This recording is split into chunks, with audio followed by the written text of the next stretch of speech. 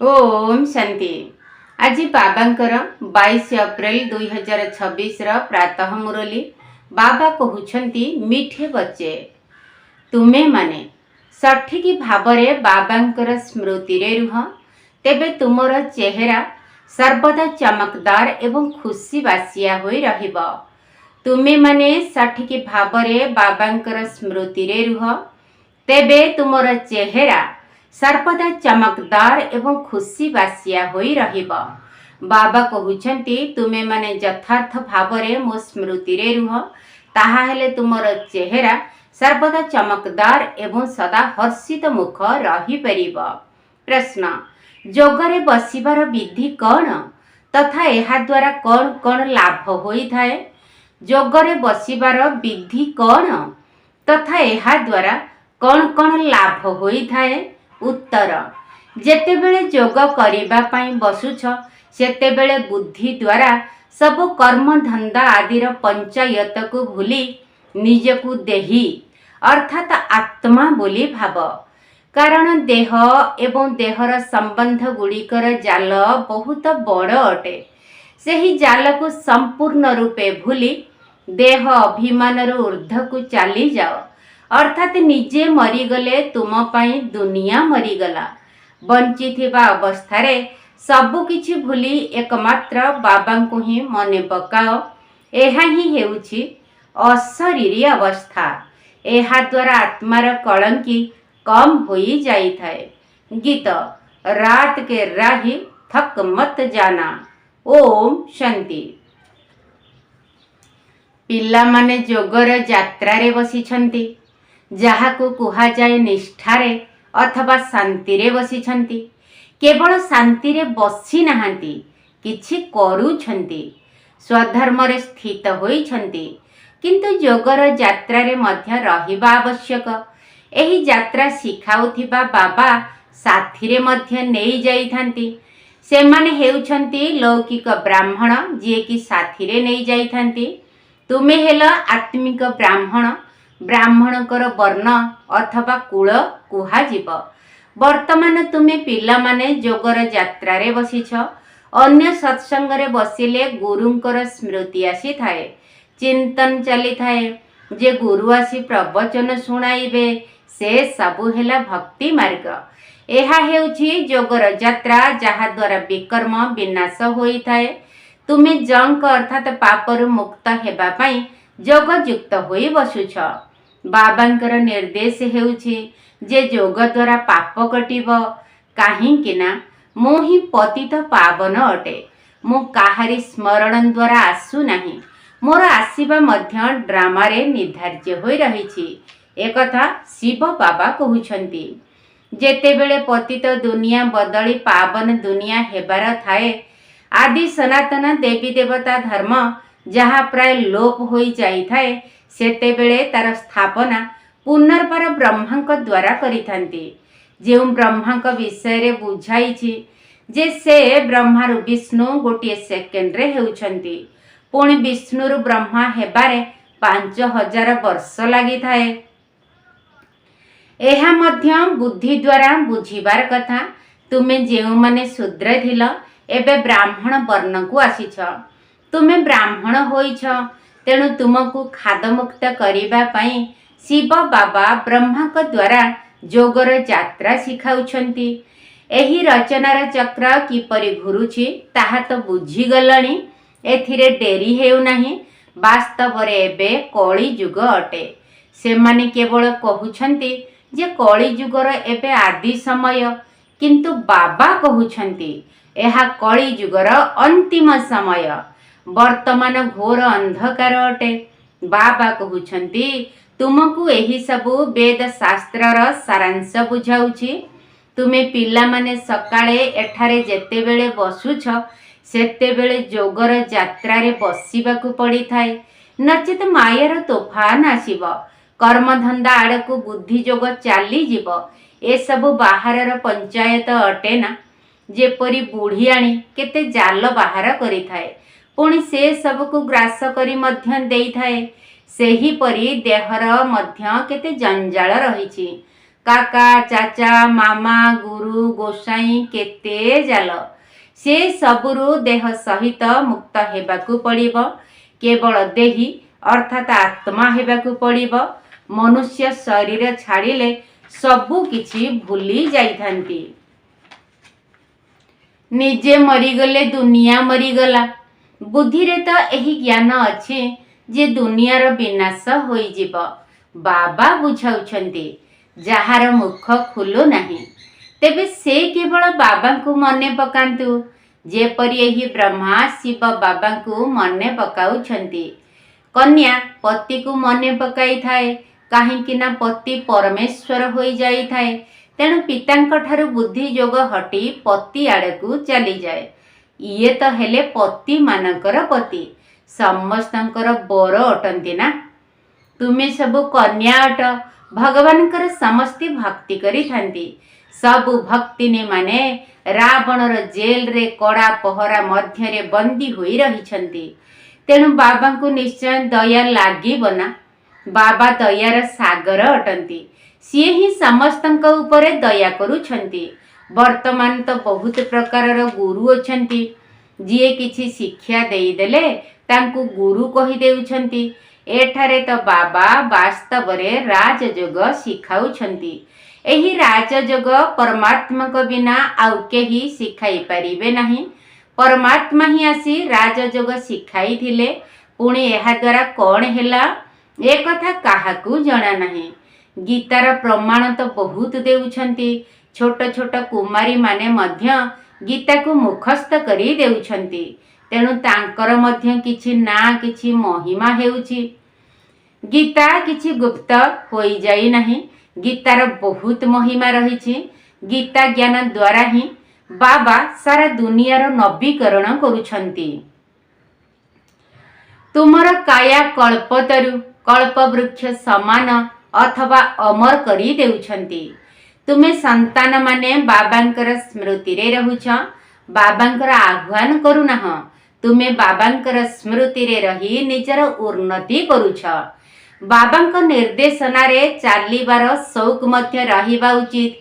आमे शिव बाबांक स्मृति रे रही ही भोजन खाइबु अर्थात शिव बाबांक साथी रे खाइबु। ऑफिस रे मध्य किछि ना किछि समय मिली थाए। बाबांकु पत्र लिखुछंती। चेयर रे बसी बाबांकु मने पकाउछंती। ऑफिसर आदि आसी देखुछंती।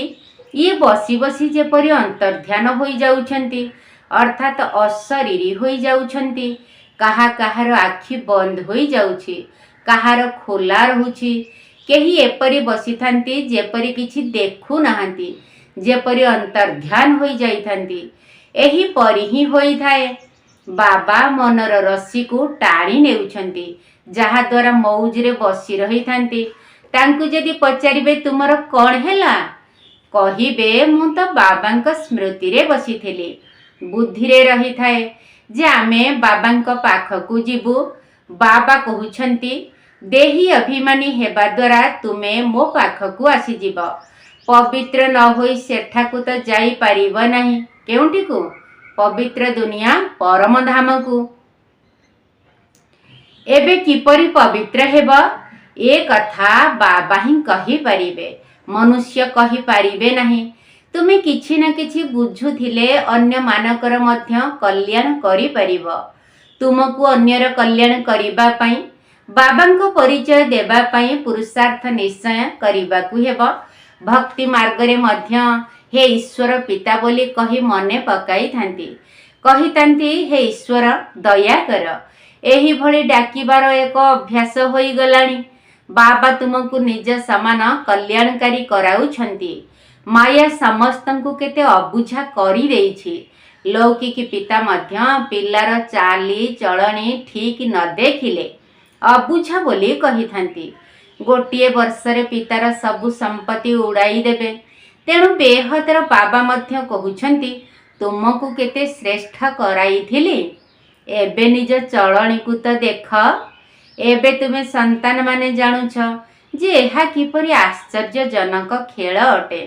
भारतर केते अधोपतन होई जाउछि। भारतवासी मानकर मध्य अधोपतन होईछि। से माने निजकु एपरी पतित कलिजुगी तमो प्रधान बोली भाबु नाहंती। भारत स्वर्ग थिला अर्थात मनुष्य स्वर्गवासी थिले, सही मनुष्य एबे नरकवासी होई जाइछंती। एही ज्ञान काहा पाखरे नाही। एही ब्रह्मा बाबा मध्य जानी नथिले, एबे बुद्धि रे चमत्कारिता आसीछि। 84 जन्म नेई नेई सीढ़ी तो निश्चय ओह्लाइबाकू पड़िब, उपरकू चढ़िबाकू जागा भी नहीं, तलकू ओह्लाई ओह्लाई पतित हेबाकू ही पड़िब। एही कथा काहारी बुद्धि रे नाही। बाबा तुम संतान मानकू बुझाइछंती, तुमे पुणे भारतवासी मानकू बुझाउछ जे तुमे स्वर्गवासी थिल, एबे नरकवासी होई जाइछ। 84 जन्म मध्य तुमे नेइछ, पुनर्जन्म को तो मानुछ ना, तेणु निश्चय तलकू ओह्लाइबाकू पड़िब।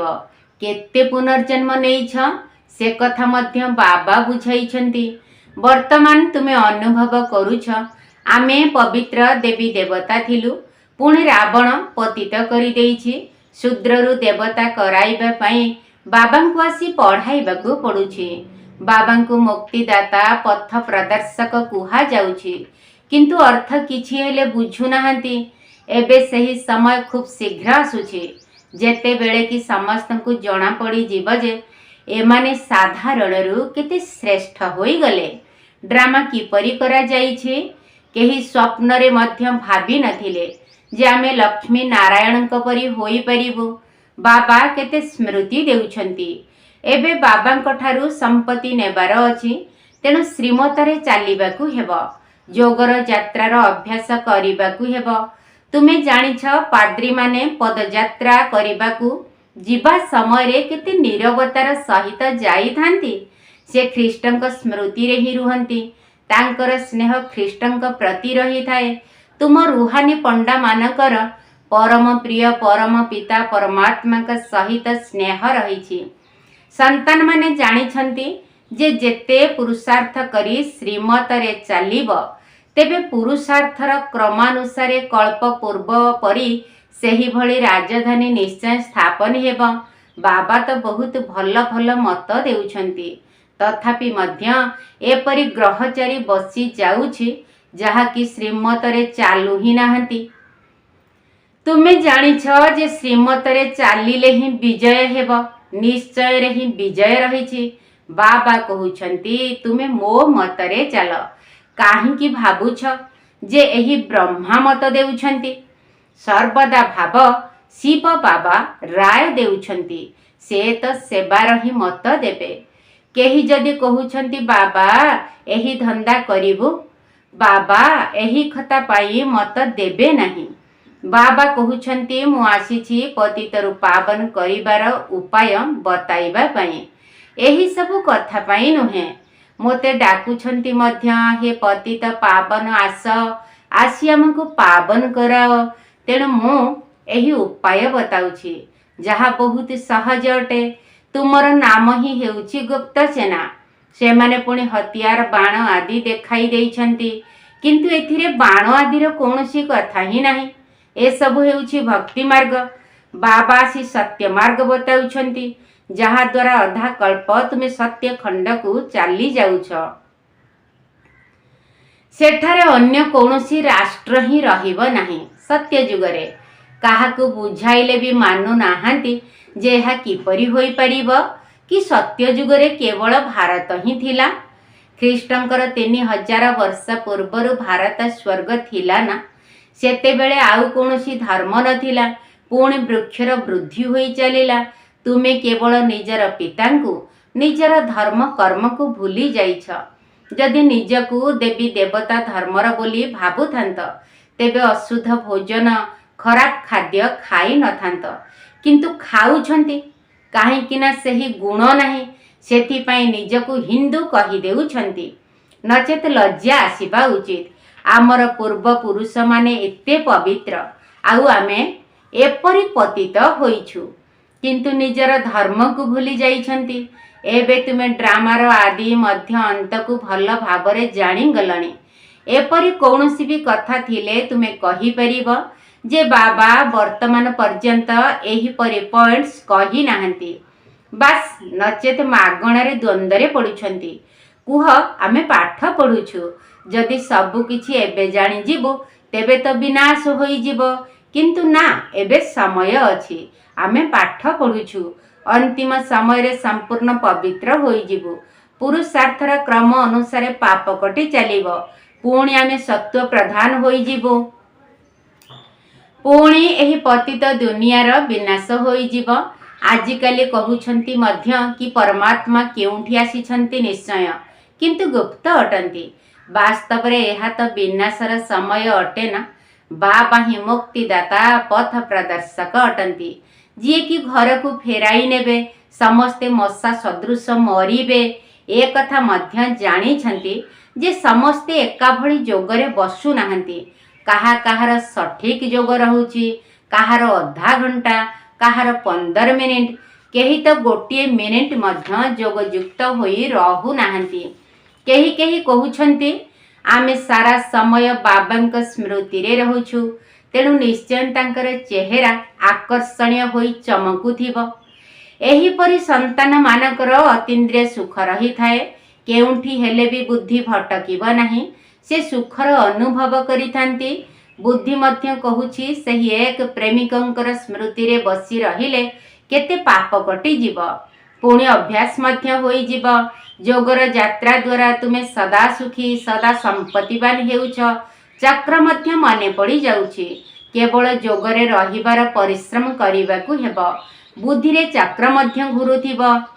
ଏବେ ତୁମେ ମାଷ୍ଟର ବୀଜ ରୂପ ହେଉଛ। ଯୋଗ କରିବା ସହିତ ସ୍ୱଦର୍ଶନ ଚକ୍ର ମଧ୍ୟ ଘୁରାଇବାକୁ ହେବ। ତୁମେ ଭାରତବାସୀ ମାନେ ଲାଇଟ୍ ହାଉସ ଅର୍ଥାତ୍ ବତୀଘର ଅଟ। ଆଧ୍ୟାତ୍ମିକ ବତୀଘର ହୋଇ ସମସ୍ତଙ୍କୁ ଘରର ରାସ୍ତା ବତାଉଛ। ଏ କଥା ମଧ୍ୟ ବୁଝାଇବାକୁ ପଡ଼ିବ ନା। ତୁମେ ମୁକ୍ତି, ଜୀବନ ମୁକ୍ତିର ରାସ୍ତା ବତାଉଛ, ସେଥିପାଇଁ ତୁମେ ଆଧ୍ୟାତ୍ମିକ ବତୀଘର ଅଟ। ତୁମର ସ୍ୱଦର୍ଶନ ଚକ୍ର ଘୁରି ଚାଲିଛି। ନାମ ଲେଖୁଛ, ତେଣୁ ବୁଝାଇବାକୁ ମଧ୍ୟ ପଡ଼ିବ। ବାବା ବୁଝାଇ ଚାଲିଛନ୍ତି, ତୁମେ ସମ୍ମୁଖରେ ବସିଛ। ଯିଏ ପ୍ରିୟତମଙ୍କ ସାଥିରେ ଅଛନ୍ତି ତାଙ୍କ ପାଇଁ ଜ୍ଞାନ ରୂପକ ବର୍ଷା ହେଉଛି। ସମ୍ମୁଖରେ ସବୁଠାରୁ ଅଧିକ ମଜା ରହିଥାଏ। ପୁଣି ଦ୍ୱିତୀୟ ନମ୍ବରରେ ଅଛି ଟେପ୍ ରେକର୍ଡ, ତୃତୀୟ ନମ୍ବରରେ ମୁରଲୀ ରହିଛି। ଶିବ ବାବା ବ୍ରହ୍ମାଙ୍କ ଦ୍ୱାରା ସବୁ କିଛି ବୁଝାଉଛନ୍ତି। ଇଏ ବ୍ରହ୍ମା ବି ଜାଣିଛନ୍ତି ନା। ତଥାପି ବି ତୁମେ ଏହି କଥା ଭାବ ଯେ ଶିବ ବାବା କହୁଛନ୍ତି। ଏହି କଥା ନ ବୁଝୁଥିବା କାରଣରୁ ବହୁତ ଅବଜ୍ଞା କରୁଛନ୍ତି। ଶିବ ବାବା ଯାହା କହୁଛନ୍ତି ତାହା କଲ୍ୟାଣକାରୀ ହିଁ ଅଟେ। ଅକଲ୍ୟାଣ ହେଲେ ମଧ୍ୟ ତାହା କଲ୍ୟାଣ ରୂପରେ ବଦଳିଯିବ। ଆଚ୍ଛା, ମିଠା ମିଠା ଶିଖିଲ ଦେ ସନ୍ତାନମାନଙ୍କ ପ୍ରତି ମାତା ପିତା ବାପ ଦାଦାଙ୍କର ମଧୁର ସ୍ନେହ ସମ୍ପନ୍ନ ଶୁଭେଚ୍ଛା ଏବଂ ସୁପ୍ରଭାତ। ଆତ୍ମିକ ପିତାଙ୍କର ଆତ୍ମିକ ସନ୍ତାନମାନଙ୍କୁ ନମସ୍ତେ। ଆମ ଆତ୍ମିକ ସନ୍ତାନମାନଙ୍କର ଆତ୍ମିକ ବାପ ଦାଦାଙ୍କୁ ନମସ୍ତେ ନମସ୍ତେ ନମସ୍ତେ ଏବଂ ସୁପ୍ରଭାତ। ଧାରଣା ପାଇଁ ମୁଖ୍ୟ ସାର। ପ୍ରଥମ ପଏଣ୍ଟ, ବାବାଙ୍କର ପ୍ରତ୍ୟେକ ନିର୍ଦ୍ଦେଶରେ ଚାଲି ନିଜର ଉନ୍ନତି କରିବାକୁ ହେବ। ଏକମାତ୍ର ବାବାଙ୍କ ସହିତ ସଚ୍ଚା ପ୍ରୀତି ରଖିବାକୁ ହେବ। ବାବାଙ୍କ ସ୍ମୃତିରେ ରହି ଭୋଜନ ପ୍ରସ୍ତୁତ କରିବାକୁ ହେବ ଏବଂ ଭୋଜନ ଗ୍ରହଣ କରିବାକୁ ହେବ। ବାବାଙ୍କର ପ୍ରତ୍ୟେକ ନିର୍ଦ୍ଦେଶରେ ଚାଲି ନିଜର ଉନ୍ନତି କରିବାକୁ ହେବ। ଏକମାତ୍ର ବାବାଙ୍କ ସହିତ ସଚ୍ଚା ପ୍ରୀତି ରଖିବାକୁ ହେବ। ବାବାଙ୍କ ସ୍ମୃତିରେ ରହି ଭୋଜନ ପ୍ରସ୍ତୁତ କରିବାକୁ ହେବ ଏବଂ ଭୋଜନ ଗ୍ରହଣ କରିବାକୁ ହେବ। ଦ୍ୱିତୀୟ ପଏଣ୍ଟ, ଆଧ୍ୟାତ୍ମିକ ବତୀଘର ହୋଇ ସମସ୍ତଙ୍କୁ ମୁକ୍ତି, ଜୀବନ ମୁକ୍ତିର ରାସ୍ତା ବତାଇବାକୁ ହେବ। ବାବାଙ୍କ ଭଳି କଲ୍ୟାଣକାରୀ ନିଶ୍ଚିତ ହେବାକୁ ପଡ଼ିବ। ଆଧ୍ୟାତ୍ମିକ ବତୀଘର ହୋଇ ସମସ୍ତଙ୍କୁ ମୁକ୍ତି, ଜୀବନ ମୁକ୍ତିର ରାସ୍ତା ବତାଇବାକୁ ହେବ। ବାବାଙ୍କ ଭଳି କଲ୍ୟାଣକାରୀ ନିଶ୍ଚିତ ହେବାକୁ ପଡ଼ିବ। ବରଦାନ, ଈଶ୍ୱରୀୟ ଗାରିମାମୟ ସ୍ଥିତିରେ ସ୍ଥିତ ରହି ପ୍ରତ୍ୟେକ କର୍ମକୁ ଉତ୍କୃଷ୍ଟ ରୂପରେ କରୁଥିବା ସର୍ବ ଦୁଶ୍ଚିନ୍ତା ଠାରୁ ମୁକ୍ତ ଭବ। ଈଶ୍ୱରୀୟ ଗାରିମାମୟ ସ୍ଥିତିରେ ସ୍ଥିତ ରହି ପ୍ରତ୍ୟେକ କର୍ମକୁ ଉତ୍କୃଷ୍ଟ ରୂପରେ କରୁଥିବା ସର୍ବ ଦୁଶ୍ଚିନ୍ତା ଠାରୁ ମୁକ୍ତ ଭବ। ସର୍ବଦା ଏହି ଈଶ୍ୱରୀୟ ଗାରିମାରେ ରୁହ ଯେ मो बाप दादांकर ज्योति रूपक रत्न अटे। मोर नयन रे बा दृष्टि रे कौनसी भी जिनिस स्थान पाई परिबो नाही। एही भली गारिमामय स्थिति रे रहिबा द्वारा भिन्न भिन्न प्रकारर चिंतन स्वतः ही समाप्त होई जिवो। कौनसी भी प्रकारर अभियोग रहिबो नाही। जेउमाने जेतिकी निजर उच्च गारिमामय स्थिति रे स्थित होई रहिथांती सेमानकु सेही अनुसारे सम्मान मध्य स्वतः ही मिलिथाए एवं सेमानकर प्रत्येक कर्म अति उत्कृष्ट होइथाए। स्लोगन ट्रस्टी अर्थात निमित्त तांकु कुहाजिब जी निजर सबु किछि बाबांकु अर्पण करी देइथिबे। ट्रस्टी अर्थात निमित्त तांकु कुहाजिब जी निजर सबु किछि बाबांकु अर्पण करी देइथिबे। अव्यक्त इशारा महान हेबा पाई मधुरता एवं नम्रतार गुण को धारण कर। तुम मानकर प्रत्येक बाणी रे मधुरता संतुष्टता एवं सरलता रूपक नवीनता रहिबा उचित। ब्राह्मण आत्मा मानकर बाणी साधारण हेबा उचित नुहे। एहा ही हेउछि महानता एवं एहा ही हेउछि नवीनता। मधुर बाणी मधुर संस्कार एवं मधुर स्वभाव द्वारा अन्य मानकर मध्य मुख मिठा कराई चल। सर्वदा अर्थक अर्थात अक्लांत भव एवं मधुर भवर वरदान द्वारा आग को बढ़ी चल एवं उड़ी चल। अच्छा, ओम शांति। स्नेही संतान हे हुओ बाबांक समान। परिवार सह स्नेहरे रहिले परिवार सह स्नेहरे रहिले बोलाइब ज्ञानवान। स्नेही संतान हे हुओ बाबांक समान। सत्य पणियार स्थिति रे रहीण सत्य पणियार स्थिति रे रहीण चिन्ही चारि कथा मान। निजकु बाबांकु ड्रामा परिवार निजकु बाबांकु ड्रामा परिवार जानिले विजयी रत्न। स्नेही संतान हे हुओ बाबांक समान। ज्ञान मूल दुआ निश्चय अटई ज्ञान मूल दुआ निश्चय अटई विजय जाहार मान। विजयर माने सफलता प्राप्ति विजयर माने सफलता प्राप्ति समान जार आसन। स्नेही संतान हे हुओ बाबांक समान। कोटिए भितरे गोटिए ही थाए कोटिए भितरे गोटिए ही थाए समान धारी आसन। स्वराज्यर अधिकारी जिए हुए स्वराज्यर अधिकारी जिए हुए करे निजर समान। स्नेही संतान हे हुओ बाबांक समान। विधाता सहित बरदाता होई विधाता सहित बरदाता होई हुओ दयालु संपन्न।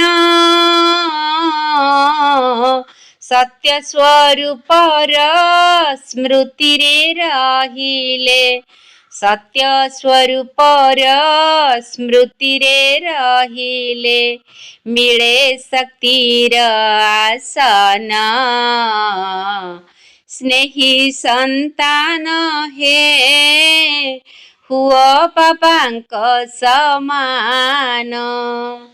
ପରିବାର ସହ ସ୍ନେହରେ ରହିଲେ ପରିବାର ସହ ସ୍ନେହରେ ରହିଲେ ବୋଲାଇବ ଜ୍ଞାନବାନ। ସ୍ନେହୀ ସନ୍ତାନ ହେ ହୁଅ ବାବାଙ୍କ ସମାନ।